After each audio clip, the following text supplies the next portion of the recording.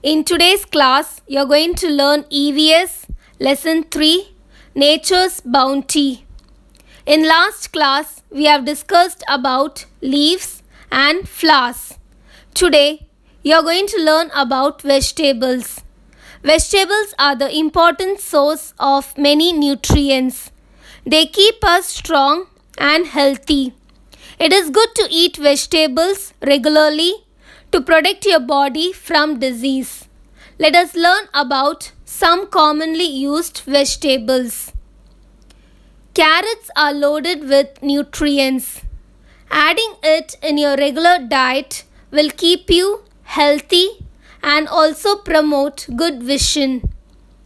Beetroots are the great source of fiber and iron. It is low in calories and almost fat-free. Potatoes are an excellent source of vitamins and minerals.